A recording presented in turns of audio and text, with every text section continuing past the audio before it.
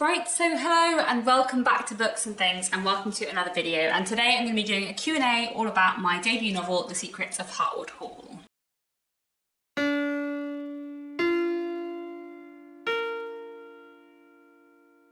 So as most of you who watch this channel know, my debut novel, The Secrets of Hartwood Hall, came out back in February and March this year, and I asked a few weeks ago for any questions people had about the book. So today I'm going to be doing a Q&A all about The Secrets of Hartwood Hall and my kind of process writing it and that kind of thing, publishing process and specifics about the book and all that kind of thing.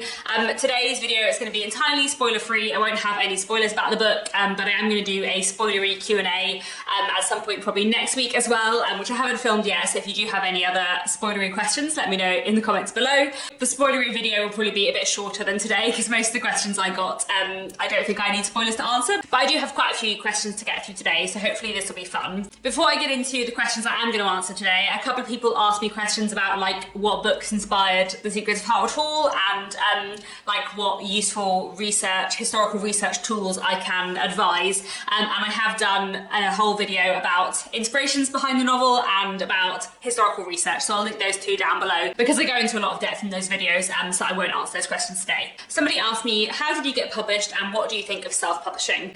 So I'm traditionally published. My books are published by Penguin Random House in both the UK and the US, but sort of separately. So my UK book is published by Michael Joseph, who are an imprint of Penguin Random House in the UK, and then the US edition is published by Dutton, who are an imprint of Penguin Random House over in the US. My road to publication has been slightly long and slightly slow. I first got an agent quite a long time ago. I want to say like 6 or 7 years ago, probably 6 years ago. I had a couple of books out on submission that didn't get picked up. Nothing was really happening. I was trying some other projects, but they weren't really working, and I wasn't having any luck getting a book deal. And then I started writing the book that became The Secrets of Hartwood Hall. Around the time I finished that, my previous agent left the industry, so I had to find a new agent and sort of start again. But I did manage to find a new agent with The Secrets of Hartwood Hall, and then managed to find a book deal with The Secrets of Hartwood Hall, which is very exciting. So it's taken a while, but I did get there in the end, so that's nice. In terms of self-publishing, I probably wouldn't self-publish myself, mostly because of the genre that I write in. Self-publishing is very effective for certain genres and less so for others. I don't know as much about self-publishing as I do about publishing. I've worked in the publishing industry for a long time, but I haven't like self-published anything, so I don't have as much knowledge. But from my knowledge from the other side, working in publishers, the books that seem to do well self-published tend to be the sort of really commercial stuff like romance, crime thriller, and some fantasy. A lot of self-publishing is sort of about volume, so like if you can write a book every 6 months, then that can be great for self-publishing because you can get that momentum. But the kind of stuff I write, which is like reading group historical fiction, doesn't tend to do very well through self-publishing at all. There are lots of pros and cons versus publishing and self-publishing, but if you are traditionally published, you get a lot more support on like editorial, marketing and PR, and all of that kind of stuff, which I don't think I would feel confident doing on my own. I feel like I would probably know enough to self-publish a book in the UK, but I don't even know how I would go about self-publishing a book in the US. I think self-publishing is something that works for some people and some writers, but not for others. I think a lot of it is a matter of like personal taste and plans and genre as well. Someone else asked me, my question is, do all authors get to do stuff like see their book at the printers and get to hear the audiobook being recorded, or did you get to do extra behind the scenes stuff because of your job? So those things didn't really have anything to do with my job as such, but I suppose I probably knew that I could ask for them because of my job. So going to see your book at the printers, going to hear your audiobook being recorded, they are things that happen sometimes, but they don't happen by default. They're the kind of thing that basically happen on request only, I guess. Having worked in publishing, I have worked on books where the author has gone to listen to the audiobook being recorded, and I've worked on books where the author's gone to see their book at the printers, but that definitely doesn't happen for every book. If I have a long career and write lots of books, it probably won't happen for every book I write. I specifically asked to do those things because I knew they were possible and I really wanted to, and also I thought they would make good clips in a booktube video.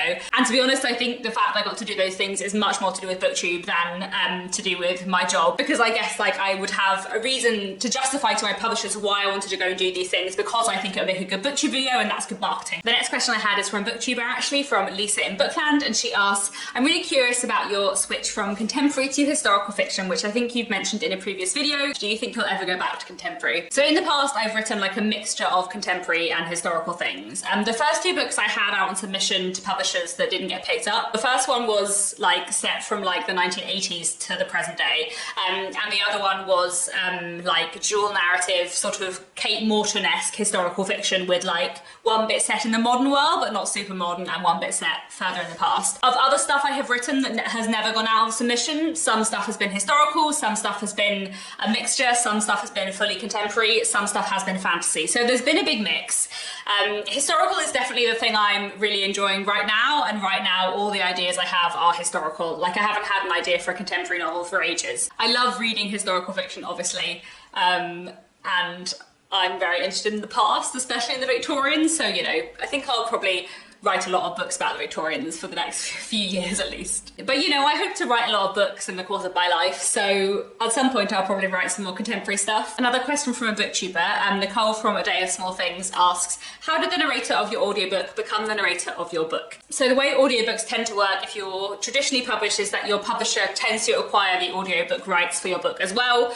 Occasionally, if it's a smaller publisher, they don't, and it might go to someone else, but in general, usually now, a publisher who's publishing your book also acquires the audio rights, and then they make the audiobook. What usually happens is that the editor or someone on the editorial team will give the audio department a kind of casting brief, or like, this is vaguely the kind of person we want, and the audio team will have a look at lots of different voice actors, and then they'll come to the editor or the author and say, here are some options, what do you think? My UK publishers sent me a list of 4 names and links to like their websites on their agencies and that kind of thing. And my favourite was Olivia Vinnell, who luckily was available and then read the audiobook, which is wonderful because I think her voice is fantastic, and she read The Secrets of Hartwood Hall like so well. Her reading of it was just like exactly how it is in my head.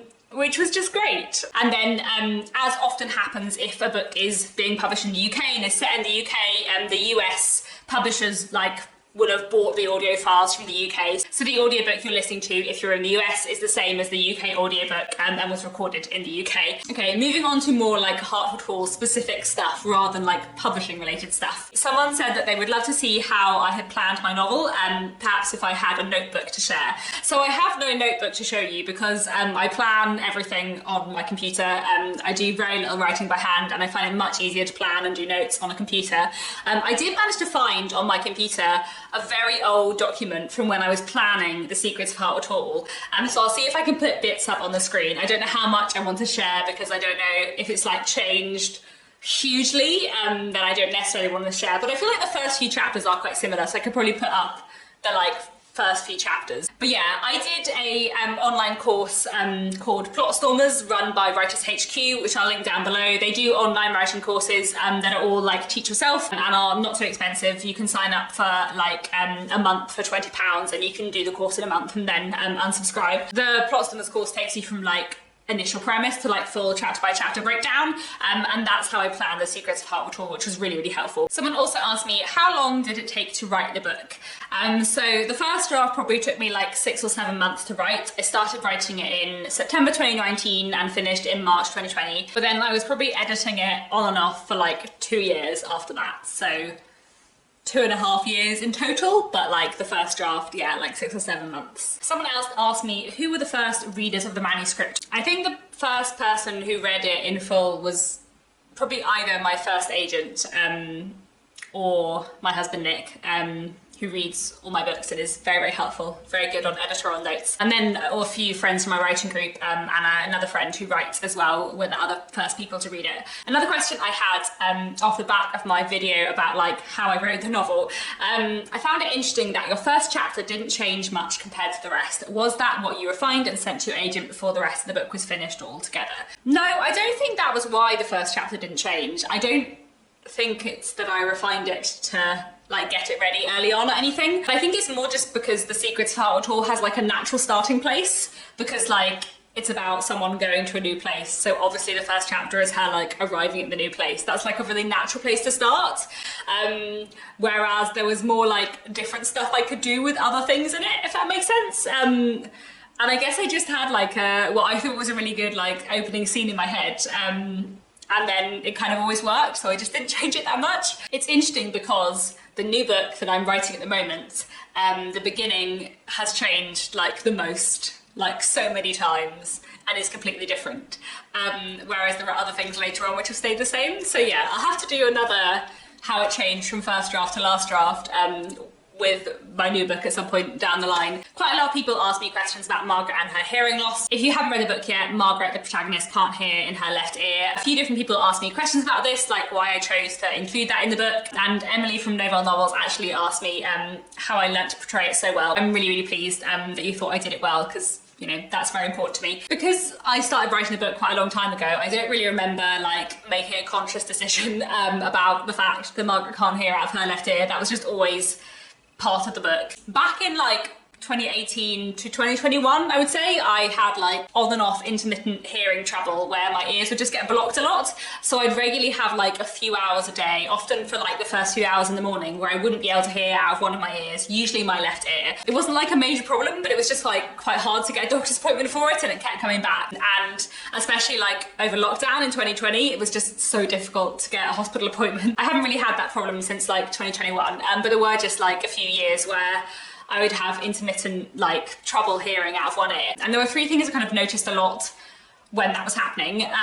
One thing was that I found it really hard to tell which direction sound was coming from. The other was that I would like find myself automatically like moving to hear people better, or like standing to one side of someone. And also I noticed that I often listen to audiobooks when I go to sleep at night, and if I was lying with like one ear to the pillow and I couldn't hear out the other ear, it would just be completely silent, which I think is where that like bit the end of the first chapter of The Secrets of Hartwood Hall, Margaret talks about lying down with her good ear to the pillow. She says she's lying in the silence of myself. So I think that's probably where it came from. And I've always been sort of really interested in disability and bodily difference in Victorian literature, sort of like academically. That's something I am interested in when I read Victorian literature, and obviously The Secrets of Hartwood Hall is in conversation with a lot of Victorian literature. And also like The Secrets of Hartwood Hall is like using a lot of gothic tropes, and there are a lot of very bad, negative gothic tropes to do with association of disability and like spookiness, which I really hate. So I guess like also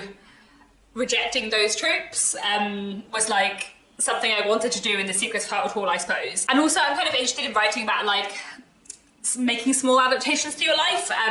I've had a knee injury for the last few years, which doesn't like make that big a difference to my life, but I am aware that I like stand very differently to how I used to.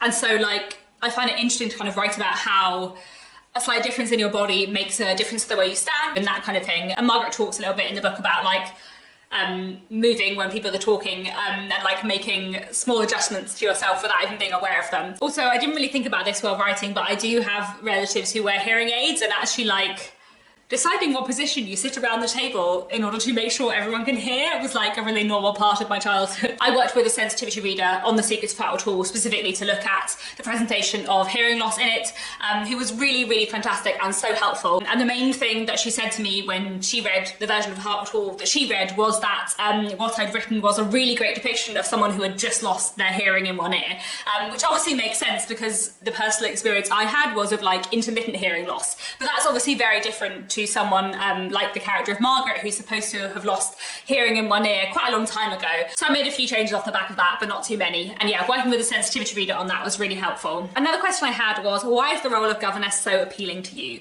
So there's lots of reasons why I'm interested in governesses. The main one is that governesses occupy a really interesting like in-between stage, because they live in a household, but they're not really one of the family, but they're not really one of the servants. You know, they're technically above the servants in education and class, but they are below the family. And that means that like the governess as a position by nature is really isolated. And also governesses were like, they were a problem for Victorian society, right? Because in general, the Victorian ideal of womanhood was that you didn't work, you were a mother and a wife, and that was what you did. And Victorian society could like just about make its peace with working class women working, because in general, the people who were making the taste about what ideal things were from the upper and middle classes. But the idea of middle class educated women working and being independent, the Victorians didn't like it, which is why they found governesses really unnerving, because there were a lot of governesses and they worked in a lot of houses of middle and upper class people, but middle and upper class people were in general quite uncomfortable with the idea of an educated lady working and earning money for themselves. So that means the position of the governess in the Victorian period is just like really, really interesting. And I find them really interesting in Victorian novels, you know. The reason why the Victorians kept writing novels about governesses was because the idea of a governess was very unsettling for them. So that's something I find quite interesting to write about. And also because the governess was, you know, an outsider in a house with an unusual position, so there's lots of like potential for mysteries and secrets, I suppose, or for them to like find out stuff they shouldn't know. I don't know. So yeah, I just find it fun to write about governesses because I think they occupy quite an interesting position within like Victorian society. Another question I had from Nicole from A Day of Small Things was, where do you get your inspiration for your characters? To be honest, I don't know. Probably a bit from novels I read, but I think mostly just from my head. I don't know, there are some things that when I write I like do really, really consciously. Like plots, I have to like sit down and like work them out, but characters I'm much more like, oh, I have an idea for a character. It's a bit more like fluid, I guess. I don't know. I feel like I'm not really consciously aware of where I'm getting inspiration for characters from, or like how I am crafting them. I mean, sometimes I am, like sometimes I know in edits I need to do work on a particular character, but usually it's doing work to get across traits I already thought were there that I hadn't got onto the page, rather than like changing things about a character, I guess. I don't know. Someone asked me if Hartwood Hall is spooky or scary. It has a spooky atmosphere. It's not a scary book. Like, it's not horror or even really thrillery. There's a mystery and there's some like spooky, slightly like ghostly kind of scenes, but I wouldn't say it's scary. Someone asked me if they were making The Secrets of Hartwood Hall into a film, who would you cast? So I don't really know, partly because I have like no visual imagination. Like when I'm writing, when I'm reading, I don't imagine what characters look like or anything like that. And while I watch some TV and film, I don't watch enough that I have like lots of favourite actors who I know I would cast. Olivia Vinnell, who narrated the audiobook, is fantastic, and she was amazing in the Woman in White adaptation from 2018, playing Laura Fairley, so like she would be a great person to have in it. If Kerry Mulligan would like to be Mrs. Evesham, that would be awesome because she's very cool, but you know, I don't know. Actually, you know what? Just having mentioned the Women in White adaptation from 2018, the Women in White adaptation from 2018 was amazing. I would like the creative team, the production team who made that TV adaptation to make a film with The Secrets of Hartwood Hall. Like, I don't necessarily know what actors I would like to be in it, but I would like that team to make a film with The Secrets of Hartwood Hall because that is one of the best adaptations of a Victorian novel I've ever seen, and I feel like it was very cool. Someone else asked, could you talk a bit about why historical authenticity is so important to you? Our preoccupation with realism and authenticity when we talk about media is almost a given these days, so I'm wondering if you might have felt you had to do all this research or that there was no other way of telling the story you wanted to tell. For me, historical accuracy is important because I'm writing a book about the past, like I'm writing a book about history. Personally, I love history. I love doing historical research. At university, I studied history and English literature, and my love of history and my love of writing are like very interlinked. I really like writing about the past because I find it fascinating. For me, writing a novel set in the Victorian period is a way to think about and talk about the Victorian period. So, of course I want it to be historically authentic, and of course I want it to be historically accurate, because that is part of the point. Like, if I didn't want to write a book about the Victorian period, I wouldn't write a book set in the Victorian period. Which is not to say every book set in the Victorian period has to be about the Victorian period, but the stuff I write set in the Victorian period is about the Victorian period. Also, like, as a reader of historical fiction, I find historical inaccuracies annoying. Not always, and depends on the kind of inaccuracy and the kind of book it is, but like, I do find some historical inaccuracies irritating because they jar me out of the story. They pull me out of the story if I read something and I know it's wrong, and I wouldn't want someone reading my book to have that experience. So yeah, I feel like if I wanted to write a book that had like a historical vibe but wasn't tied to a place and wasn't accurate, I would probably write a book set in like an alternative version of the past, or like a fantasy world. So for example, if you've ever read any Bridget Collins, both her books have like clear historical settings and are clearly alluding to certain historical time periods in European history, but they are set in like slightly alternative versions, which means she has a bit more like leeway to do different stuff, and there's like a touch of magic as well, but it's not like full fantasy, and that works really well, and I really enjoy those books. But for me, like, if I'm writing something set in the past, it is set in the past and therefore I want it to represent the past as well as I can manage, I guess. Related to that, another question I had was, when you write something based in an era of history, do you use words commonly used during that time period or not? If you want what you're writing to have the flavour of the period, is it necessary to use its words and expressions? So obviously this kind of links into the last one in that it is sort of about historical accuracy, I suppose. For me, I really love etymology and I really love the history of words. So I find it great fun trying to make sure my writing is like as authentically Victorian as possible in terms of the language and phrases they're using. There is obviously like a line in that I wouldn't write something in a Victorian way that no one would understand. Like some words have changed meanings or connotations, and if there's a word I could use that the Victorians probably would have used, but it has a different meaning now, instead of using that word, I'll use another word that the Victorians might have used that still has the same meaning, although is clearer, if that makes sense. I also feel like it depends on the kind of book you're writing. As an editor and a copy editor, when I'm working on historical fiction written by other people, I check language for its historical inaccuracy. But my general advice is like, unless something sounds really modern and is going to therefore jar a reader, it's not really a big deal. Like, depending on the kind of genre of historical fiction you're writing and depending on the feel and tone of your book, like you don't necessarily have to be strictly accurate to what words would have been in use at that time. Like that's an artistic choice. And again, as for the last question, one of the reasons why I like to try and be as accurate in my language as possible to history is because as a reader of historical fiction, that's something that slightly annoys me. So for example, hello is a 20th century word. People did not use hello as a greeting in the 19th century. They didn't. Hello came from the telephone. That's a whole nother story. Hello was used in the 19th century, but it wasn't used as a greeting. It was used as like, hello, is anybody here? Like it was used as kind of like, almost like an exclamation sometimes, but it wasn't used as a greeting. You said good day, you said good afternoon, you said good morning, you said good evening. You didn't say hello. So when I'm reading a book set before the 20th century and people say hello to each other, it really bothers me. I know it's not a huge deal, but whenever I read a book and they're saying hello to each other, I'm like, no, you weren't saying hello to each other. No one was saying hello to each other. Anyway, I feel like hardly anyone cares about that, but I care. And therefore, for the few readers like me who would be annoyed, I try and keep my language as historically accurate as possible because it pleases me and maybe it'll please some other people. Another question I had was, do you read the Goodreads reviews of your book? So not really. I did read some at the beginning and then there got to be quite a lot, and also like, I don't want to really read negative reviews. So there are now like 2,000 ratings of my book on Goodreads, which is slightly mad. Sometimes I go to Goodreads and I filter by 5 stars and I just read the 5-star reviews because it's nice to read people saying they love my book, but I don't really have any interest in reading people saying that they didn't love my book or that it was fine. Reading is really subjective, we all know this.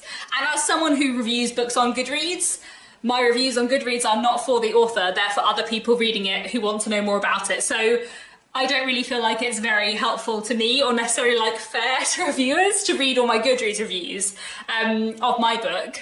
But sometimes, as I said, I do go and filter by 5-star and read the nice ones because sometimes that's nice. But yeah, I don't, as a rule, read them very much. Another question I had was, I didn't realise there were 2 versions of the book's English, American and UK. What are the differences? So in general, a book written by a British author will be published in British English in the UK, but when it's published in the US will be Americanised. In general, when a US book is published in the UK, it doesn't get anglicised.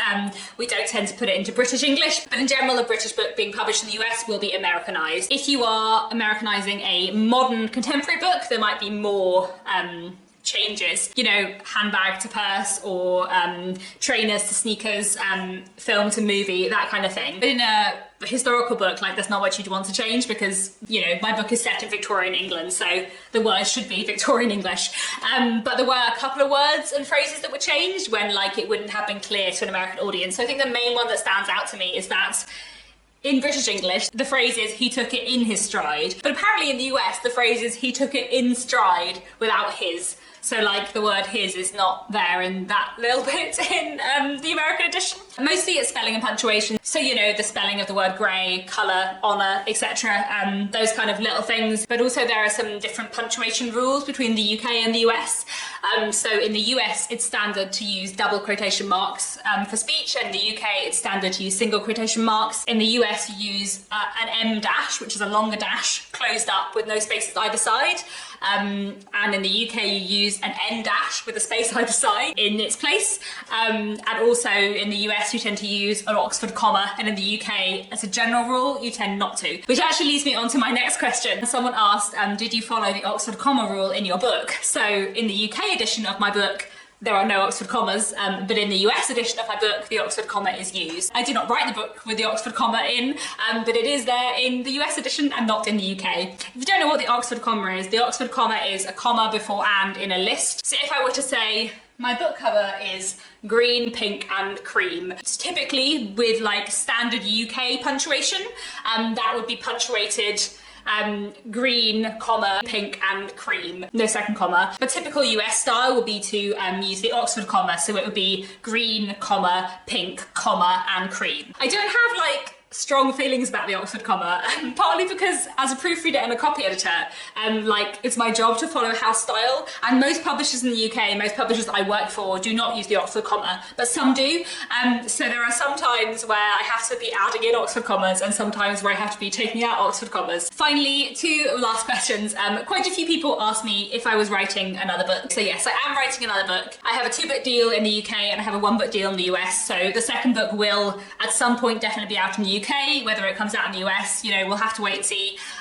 Keep your fingers crossed for me. But yeah, I'm quite far through the process of the second book. A first draft has been done, a second draft has been done, and that's been fun. I feel like I can't tell you too much about it yet because I'll probably do like a formal announcement of it at some point, like with its title. It has a title for now, at least, and more about it, but it's still set in the Victorian period because of course it is, but it's nothing to do with Hartwood Hall. It is a completely separate book, and it's very different in tone. It's not gothic at all. It's much more like not a love letter to the Brontes so much as a love letter to Elizabeth Gaskell, Jane Austen, and Anthony Trollope, and it's been a joy to write. It has a lot more characters than The Secrets of Hartwood Hall and a lot more subplots, which makes it a slight nightmare to write, but it has been really fun. And then the final question for today, kind of leading on from that, someone asked, how is the writing process of your second novel different from the first? So it is very, very different, but actually not like necessarily for the reasons you might expect, because my second novel is actually an older idea than The Secrets of Hartwood Hall. Like, this is an idea that has been playing around in my head for like 6 or 7 years, maybe more, and it's an idea that's like existed in several iterations in the past. It's a very different writing process because it's actually like I'm working on it less from scratch than I was with The Secrets of Hartwood Hall. The Secrets of Hartwood Hall was like I had the idea and then I started writing it like immediately, whereas the new book it's been like in the works in my brain for a very, very, very long time. Also, as I have just mentioned, it's a very different book from The Secrets of Hartwood Hall, and it's much more like complicated. By which I just mean there's a lot more characters and subplots, so there's a lot more like moving parts, but I'm having a lot of fun with it, and it's been a delight to write. And it's an idea that I love. Like I said, it's a really old idea that I love a lot. I love it much more than Hartwood Hall. Don't get me wrong, I really love The Secrets of Hartwood Hall. I'm very pleased with it, but the new book, I love it more, so I'm excited for you to read it. I'll tell you more about it at some point soon. Okay, that's all for now. I feel like I've been rambling on about Hartwood Hall and other things for quite long enough now, so I will stop now. As I said, I'll do a spoilery Q&A next week. If I find the plan for The Secrets of Hartwood Hall and I feel like it's very spoilery, then I might move that question into the next Q&A as well. But if you have any other questions about The Secrets of Hartwood Hall in general, anything with spoilers specifically, then leave them down in the comments below and I'll try to get to them in the next video. That's all for now. Thanks so much for watching, and I'll be back very soon with another bookish video.